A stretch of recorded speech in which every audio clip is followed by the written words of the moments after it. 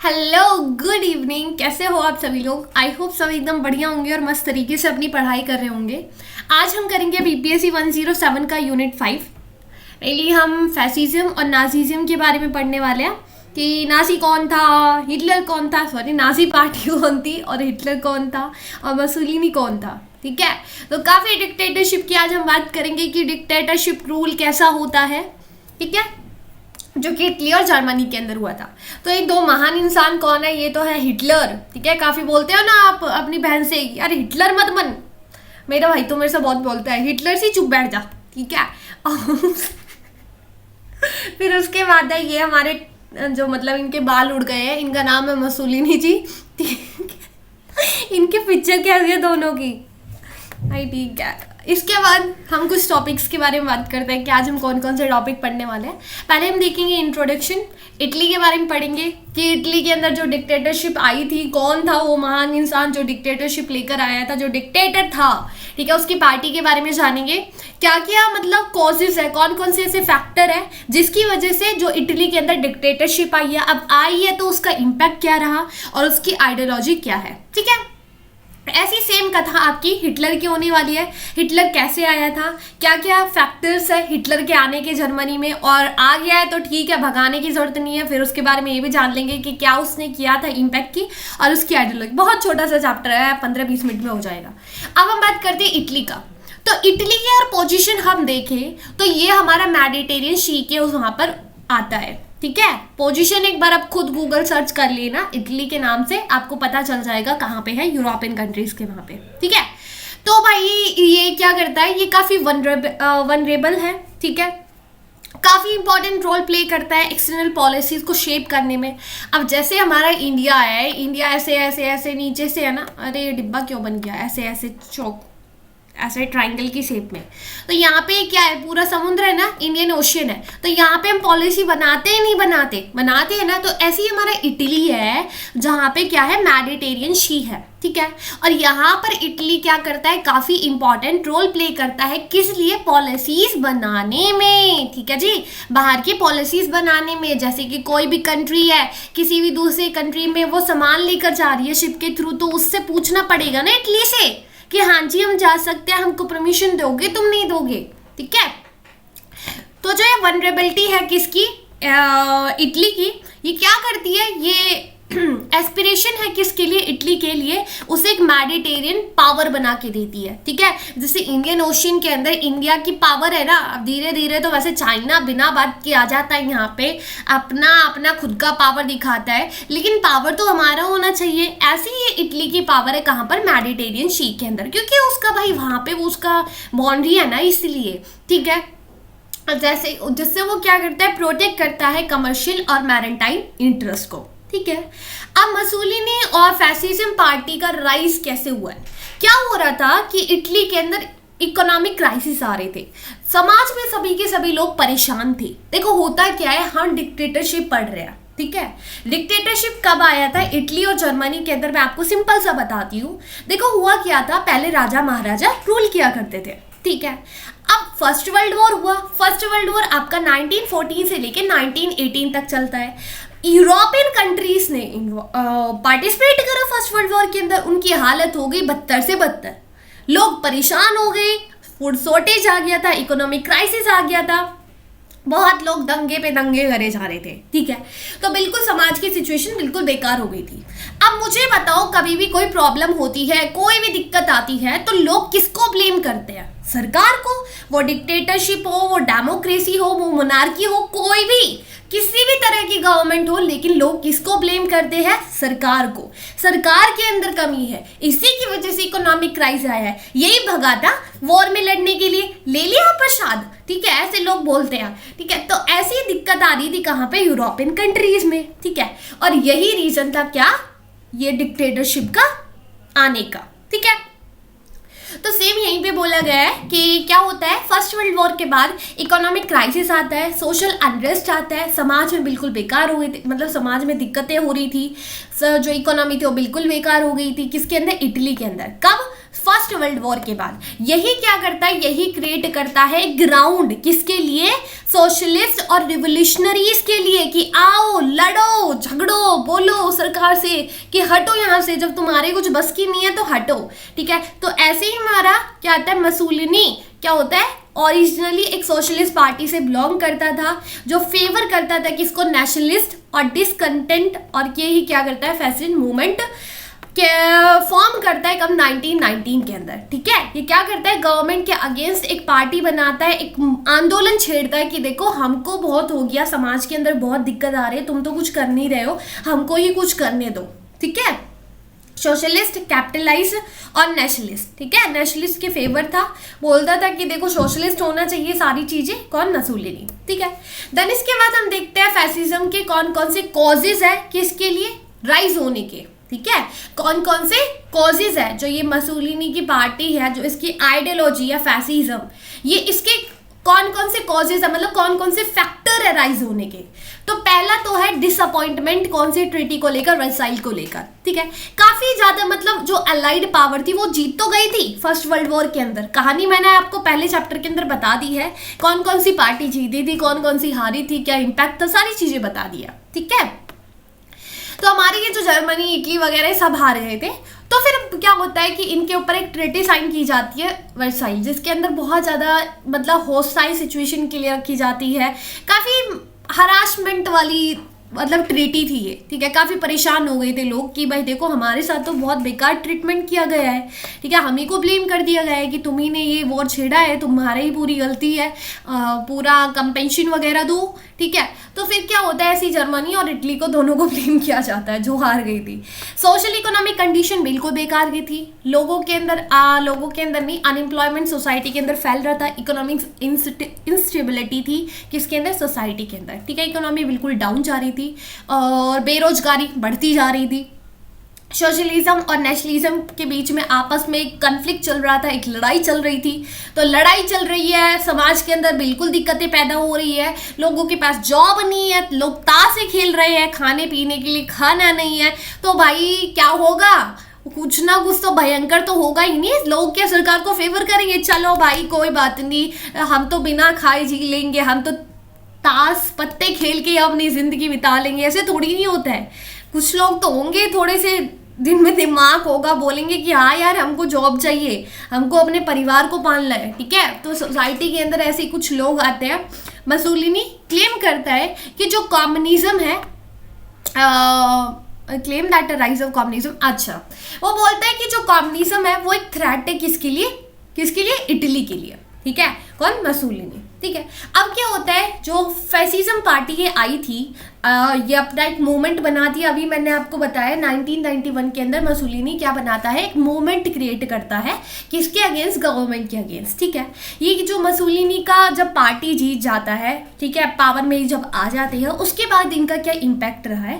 तो बात करें इनके इम्पैक्ट की, तो मसूलिनी सबसे पहले आकर पूरी पावर को अपने कब्जे में कर लेता है, ठीक है। जितने भी उसके विरोधी थे उनको बिल्कुल इसने सप्रेस कर दिया, बिल्कुल दबा के रख दिया कि देखो मेरे से फालतू नहीं बोलने का, मेरे अगेंस्ट बोलोगे ना सीधे गोली मार के उड़ा देंगे, पूरा टोटलिटेरियन कर दिया, जितनी भी पावर थी अपने कब्जा ली उसने, ठीक है। जैसे कोई आपकी चॉकलेट्स को कब्जा लेते हैं ना, तो ऐसी पूरी पावर किसने कब्जा ली, मसूलिनी ने, कहां पर, इटली के अंदर, ठीक है, जब वो पावर में आया, ठीक है। उसके बाद इसने क्या करा, इसने फिर उसके बाद जो लैंड से दूसरे उनको कब्जा करना स्टार्ट करा, ठीक है। इसने अपनी टेरिटरी को क्या करा, एक्सपैंड करना स्टार्ट किया, कुछ टेरिटरीज थे जिसको कब्जे में लिया, अल्बेनिया, फ्यूमी, और एक बार इनका नाम भी देख लेना, अबेसियनिया, ये जो भी नाम है एक बार देख लेना आप। फिर उसके बाद इटली जो है वो एक अलाइजमेंट बनाता है किसके साथ, नाजी जर्मनी के साथ, जो नाजी रूल आया था ना हिटलर का, जो अभी हम आगे पढ़ने वाले हैं, उसके साथ एक अलाइनमेंट बनाते हैं, ठीक है। इकोनॉमिक कंडीशन खराब थी, लोगों से वादा किया कि देखो तुम्हारी इकोनॉमी बिल्कुल खराब है, मैं इसको ठीक करूंगा। अब जिसके लिए उसने बोला है उसको तो करना ही पड़ेगा ना, तो इसलिए उसने इकोनॉमिक रिकंसल्ट करा, दोबारा से इकोनॉमी को दोबारा से बनाया, मॉडर्नाइजेशन लेकर आया इसके अंदर, इंडस्ट्रीज के अंदर, इंफ्रास्ट्रक्चर के अंदर, मिलिट्री के अंदर, ठीक है। मिलिट्री, इंडस्ट्री, इन सभी को इसने क्या करा, डेवलप करा, ठीक है। लोग परेशान थे, अब लोग खुश हो गए, लेकिन पावर तो उसने अपने हाथ में ले ली, उससे कोई लोगों को दिक्कत नहीं है। फिर उसके बाद हम देखते हैं क्या होता है उसके बाद। इसकी अगर हम आइडियोलॉजी की बात करें, डेमोक्रेसी को बिल्कुल रिजेक्ट करते हैं, लिबरलिज्म को फेवर करते, लिबरलिज्म को रिजेक्ट करते हैं, सोशलिज्म को, ठीक है, कि गवर्नमेंट के and socialism for citizen duties for the right, हाँ सॉरी देखो ये क्या बोलते हैं, रिजेक्ट करते हैं डेमोक्रेसी को, लिबरलिज्म को और सोशलिज्म को, ठीक है। बोलते हैं कि देखो पूरे जो लोग हैं सोसाइटी के अंदर वो ऑन नहीं करेगी, किसको, रिसोर्सेज को, गवर्नमेंट ऑन करेगी, पूरा जो डिक्टेटरशिप होना चाहिए, डेमोक्रेसी लोगों के पास कोई राइट्स वगैरह नहीं होना चाहिए, कोई फ्रीडम नहीं होना चाहिए, लिबरलिज्म वगैरह कुछ नहीं होना चाहिए, बिल्कुल ये अगेंस्ट है, ठीक है। सिटीजन की जो ड्यूटीज है, उनकी जो राइट्स है, उनको भी इन्होंने काफी कंट्रोल करके रखा, ठीक है। ये एक्सट्रीम नेशनलिज्म है, बिल्कुल अपोज है किसके, पीस के, ठीक है, प्रमोट करते हैं वॉर को, कौन, फैसिज्म वाले, ठीक है, ओके। देन इसके बाद हम बात करते हैं हिटलर के बारे में। हिटलर की पार्टी थी नाजी पार्टी, ठीक है, कौन सी थी, नाजी पार्टी। क्लास 9th पढ़ के आए हो ना हिस्ट्री के अंदर, Nazi, the rise of the Hitler, ये पढ़ा होगा आपने चैप्टर सोशलिज्म के बाद, उसके अंदर काफी अच्छे से आपको एक्सप्लेन करके रखा है। तो अगर हम बैकग्राउंड की बात करें किसका राइज होने का, हिटलर का, तो एडोल्फ हिटलर इसका नाम था, ऑस्ट्रिया के अंदर इसका जन्म हुआ था, और छोटी सी उम्र में ही, मतलब ज़्यादा बुढ़ापे में नहीं और ना ही ज़्यादा कच्ची सी उम्र में, इसने क्या करी थी, मतलब अपनी जवानी में इसने जर्मन आर्मी को क्या कर लिया था, ज्वाइन कर लिया था, ठीक है। कब, फर्स्ट वर्ल्ड वॉर के टाइम पर, काफ़ी ज़्यादा इसको अवार्ड भी मिले हैं। देन इसके बाद जो हमारे ये है हिटलर, वो एक मूवमेंट बनाता है जिसको हम बोलते हैं नाजी मूवमेंट। मसूली ने कौन सा मूवमेंट बनाया था, जल्दी बताने का मेरे को। जो नाजी पार्टी है, इसको ऑफिशियली नाम अगर हम बात करें, national socialist German worker party इसको बोलते हैं, क्या बोलते हैं, national socialist German worker party बोलते हैं, ठीक है। और 1930s के बाद ये काफ़ी ज़्यादा फेमस हो गई थी किसके अंदर, जर्मन के अंदर, ठीक है।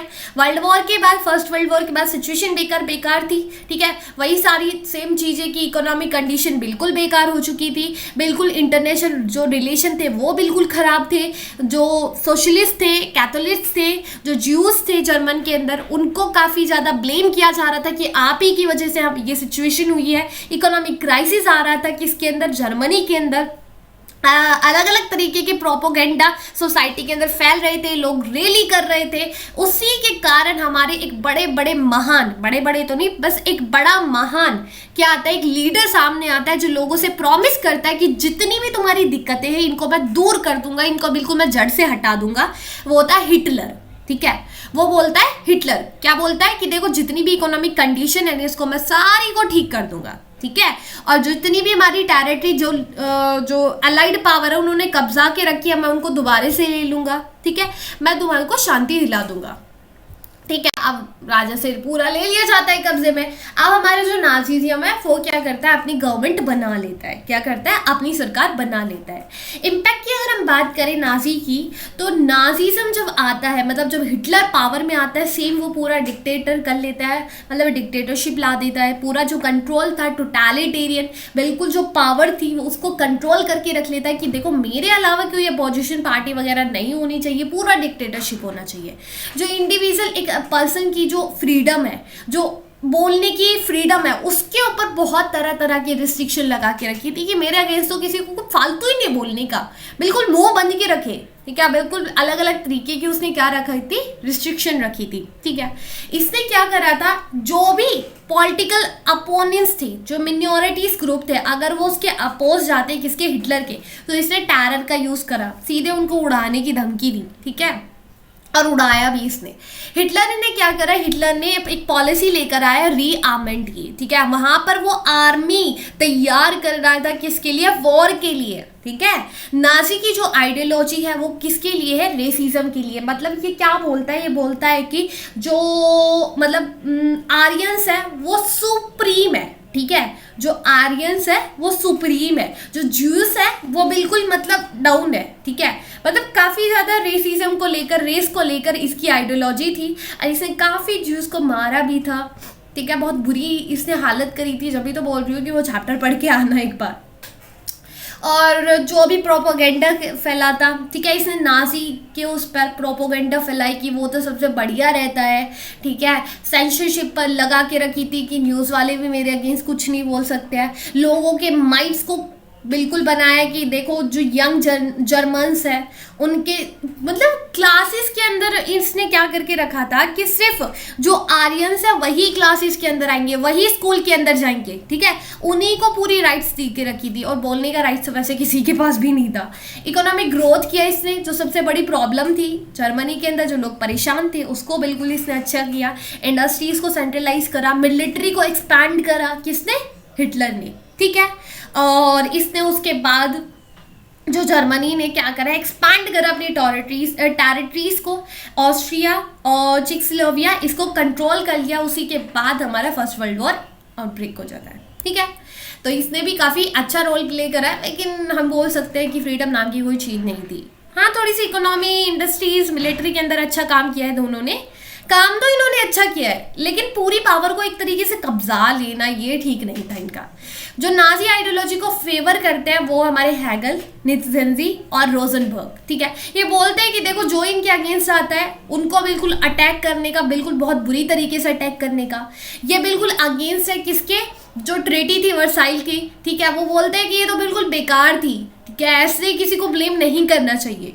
ये फोकस करते हैं जर्मन कॉलोनीज को क्या करने में, रिस्टोर करने में, अपनी पॉपुलेशन ग्रोथ को मेंटेन करने में और अपनी मिलिट्री को स्ट्रेंथ करने में। ये इनकी आइडियोलॉजी है। सेंट्रल अथॉरिटी के ऊपर ये बिलीव करते हैं कि जो सेंट्रल अथॉरिटी है वो बिल्कुल स्ट्रांग होनी चाहिए।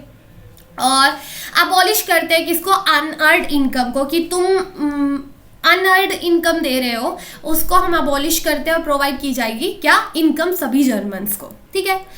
तो ये था हमारा पूरा हिटलर और मसोलिनी के बारे में। आई होप आपको समझ में आया होगा। अगर कहीं भी कोई दिक्कत परेशानी तो पूछ लेना कमेंट सेक्शन के अंदर। तो मिलते हैं नेक्स्ट लेक्चर के अंदर। सो बाय, टेक केयर, अपना ख्याल रखें, ध्यान रखें। Thank you.